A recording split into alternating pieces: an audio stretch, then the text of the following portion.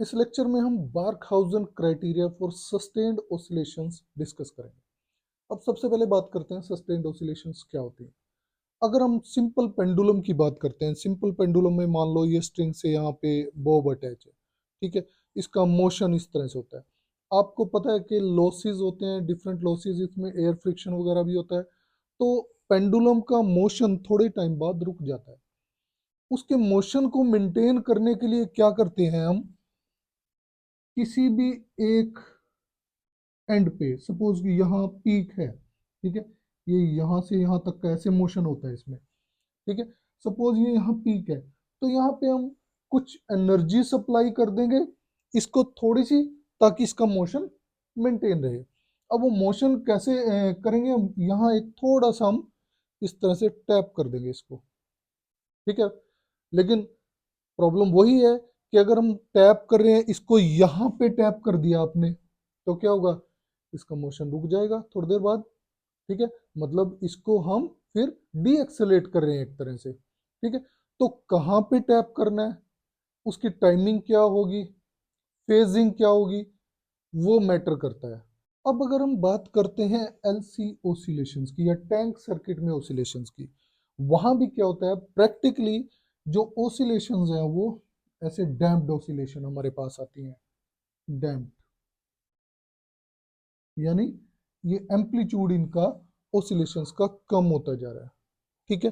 तो हमें यहाँ भी, जैसे मैंने बताया कि सिंपल पेंडुलम के केस में हमने लिया, तो यहाँ भी हमें ओसिलेशंस को मेंटेन रखना है, यानी सस्टेन करना है, उनका एम्पलीट्यूड मेंटेन रखना है। तो उसके लिए क्या करेंगे हम, उसके लिए यहाँ पे भी हम कुछ एनर्जी, एक्सटर्नल एनर्जी सप्लाई करेंगे, जिसको हम स्पर्ट बोलते हैं या पल्सेस की फॉर्म में बोलते हैं, ठीक है। कुछ एनर्जी सप्लाई करेंगे बाहर से, स्पर्ट या पल्सेस की फॉर्म में, ठीक है, टू मेंटेन द ओसिलेशंस, ठीक है, ताकि हमारे पास अनडैम्प्ड ओसिलेशंस आए, ठीक है। अनडैम्प्ड ओसिलेशंस का मतलब है कि जिनका एम्पलीट्यूड सेम रहे, ठीक है, एम्पलीट्यूड कम ना हो, ओके। तो अनडैम्प्ड ओसिलेशन चाहिए हमें यहाँ पे।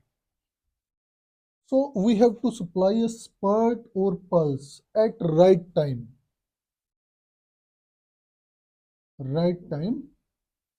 ठीक है।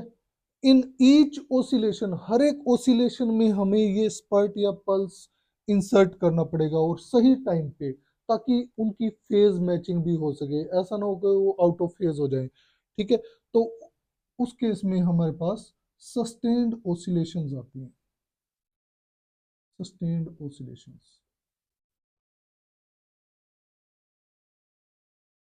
ठीक है। अब एक बात करते हैं हम, जब ये एनर्जी हम बाहर से सप्लाई कर रहे हैं तो फ्रीक्वेंसी चेंज नहीं होगी, ठीक है। नो चेंज इन फ्रीक्वेंसी, ठीक है। Only amplitude changes, amplitude is maintained, changes नहीं करेंगे हम, मेंटेन्ड। एम्पलीट्यूड को हमें मेंटेन करके रखना है, ये एम्पलीट्यूड सेम रखना है, फ्रीक्वेंसी के ऊपर कोई इफेक्ट नहीं पड़ेगा, एम्पलीट्यूड सेम रहेगा। और ऐसे ही अगर हम एनर्जी की बात करें, ठीक है, तो एनर्जी भी यहाँ पे एल और सी में सेम रहेगी, ठीक है। ऐसा नहीं होगा कि एल में एनर्जी ज्यादा होगी और सी में कम होगी, तो एनर्जी का एक्सचेंज भी सेम होगा, ठीक है। अगर कुछ चेंज आएगा तो चेंज वो आई और वी की टर्म में, करंट और वोल्टेज की टर्म में चेंज आएगा, एनर्जी हमारी ओवरऑल सेम रहेगी। Now these sustained oscillations are produced are generated by some electronic oscillator circuit, ठीक है। and there are variety of these electronic oscillator circuit, they must have some common features, उनके कुछ common features होने चाहिए। Common feature मैंने यहाँ पे लिखे हुए हैं।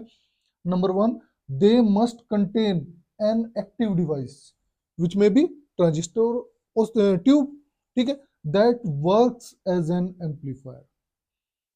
उसमें सर्किट में एक एक्टिव डिवाइस होनी चाहिए जो एम्पलीफायर की तरह काम करेगी।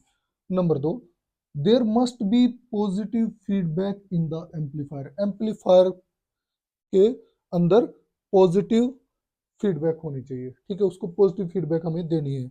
Number 3, the amount of feedback must be sufficient to overcome the losses. जो लॉसेस होंगे सर्किट में, जैसे हीट लॉस हो गया या कुछ और लॉस हो गया, तो उनको ओवरकम करना चाहिए। जो ये फीडबैक देंगे हम, इतनी होनी चाहिए कि वो उनको ओवरकम कर दे। अब इन फीचर्स को माइंड में रख के हमने ये इलेक्ट्रॉनिक सर्किट बनाया, ठीक है। ये एम्पलीफायर है जिसका गेन मैं ए मान लेता हूँ। A is the gain of amplifier,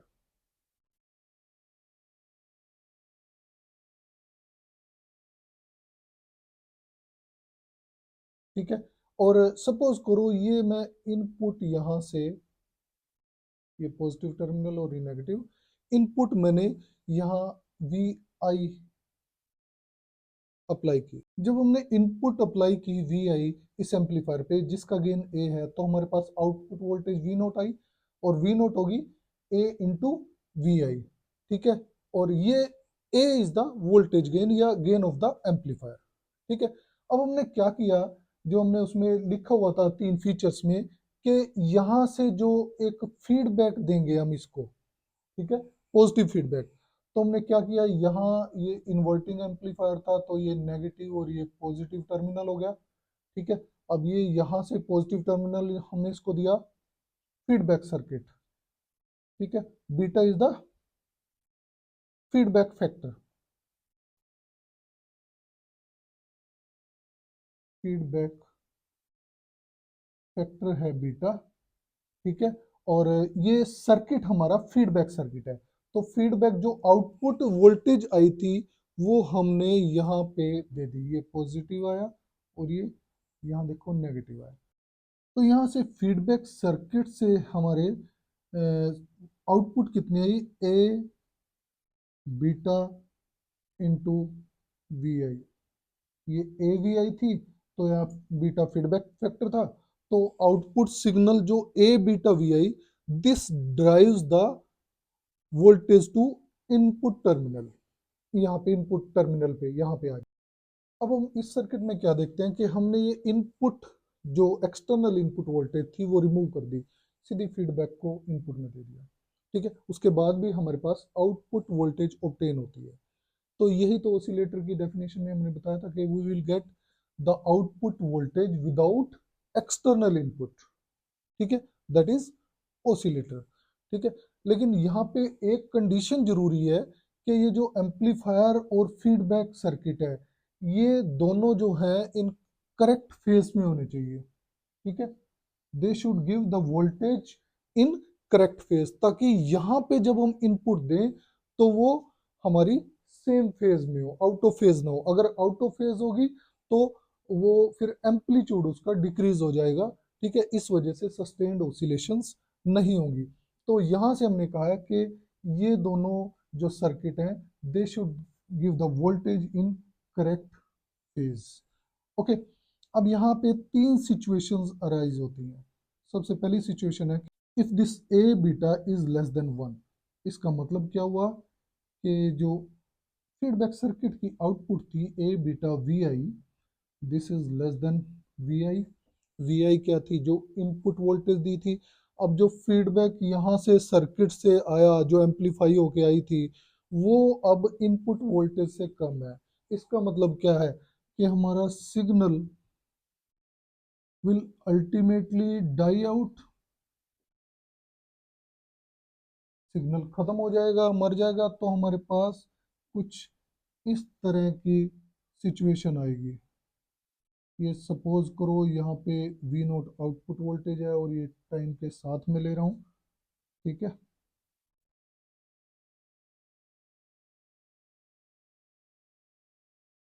शुरू में सिग्नल अच्छा था, ठीक है।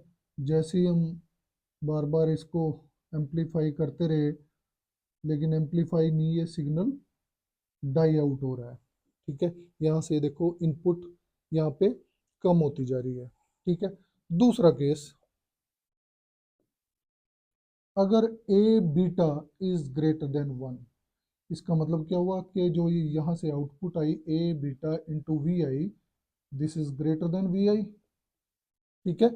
ये इनपुट से ज़्यादा है।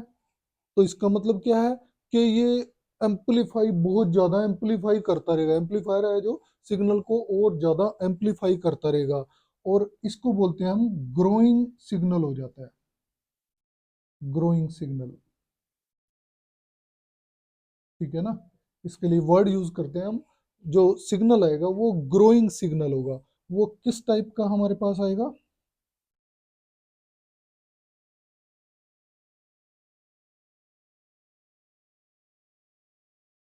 इनिशियली कम था, ये क्योंकि गेन ज़्यादा है, ये देखो यहाँ पे इस तरह से इसको सिग्नल को एम्पलीफाई करता जा रहा है।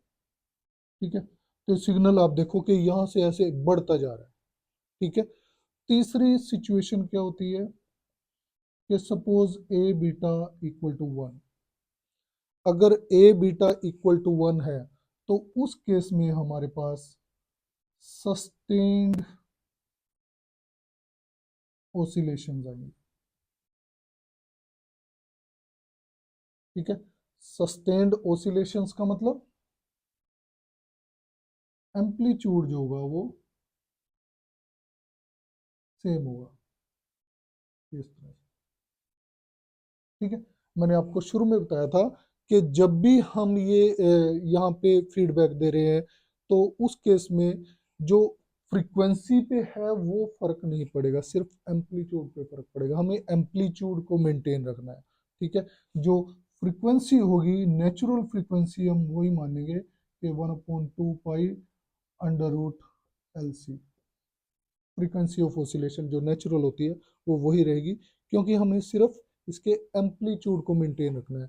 तो जब A beta equal to 1 means A beta V I equal to V I, यानी यहाँ से हम बोल सकते हैं कि जो ए बीटा वी आई वो हमारे उतनी थी जितना हमने शुरू में इनपुट सिग्नल दिया था। ठीक है, उसका एम्पलीट्यूड वोल्टेज का उतना ही था। हमने शुरू में ही माना था कि फीडबैक यहाँ पे हम पॉजिटिव लेके चल रहे हैं, पॉजिटिव फीडबैक। ठीक है ना, जो इलेक्ट्रॉनिक सर्किट हमने माने हैं उसमें ऑसिलेटर्स के केस में, वहां हमने पॉजिटिव फीडबैक का जिक्र किया था कि एक तो हमारा एम्पलीफायर होना चाहिए, और एम्पलीफायर में फीडबैक कितनी होनी चाहिए? Positive feedback. और पॉजिटिव फीडबैक कितनी होनी चाहिए कि वो लॉसेस को ओवरकम कर सके। ये तीन हमने क्राइटेरिया शुरू में डिफाइन किया था सस्टेन्ड ऑसिलेशंस के लिए। तो जब फीडबैक पॉजिटिव है उस केस में overall gain of amplifier, overall gain of amplifier, जिसको हम ए एफ से डिनोट करेंगे यहाँ पे, A F equal to A upon 1 - A beta होता है। ठीक है, अब यहाँ पे थर्ड सिचुएशन जो हमने ली थी कि ए बीटा इक्वल टू 1। ठीक है, ए बीटा इक्वल टू 1 है तो हमारे पास उतना ही सिग्नल आता है जितना वी आई ने दिया था।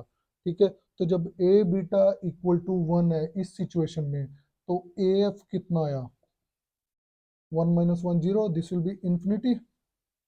ठीक है, यानी overall gain of the amplifier, जब ए बीटा फीडबैक ये यहाँ से इक्वल टू 1 है तो हमारा A F overall gain is infinity. We will get output voltage without input। ठीक है, A F infinity, gain infinity, overall gain जब इनफाइनाइट हो जाएगा तो इसका मतलब हमारे पास आउटपुट आ रही है बिना किसी इनपुट के। उस केस में ये हमारा ऑसिलेटर बन जाता है। ठीक है, ये जो सर्किट है वो ऑसिलेटर का काम करता है उस केस में। और यहाँ जो ए बीटा इक्वल टू 1 है इसका मतलब है A beta V I equal to V I.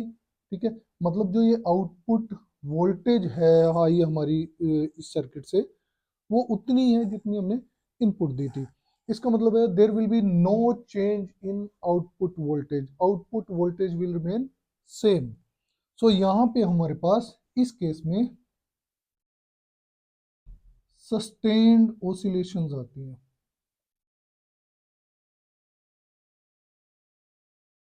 ठीक है, एम्पलीट्यूड सेम रहेगा, सस्टेन्ड ऑसिलेशंस आएंगी। और इस कंडीशन को हम या इस क्राइटेरिया को हम Barkhausen criteria for sustained oscillations बोलते हैं। Thank you.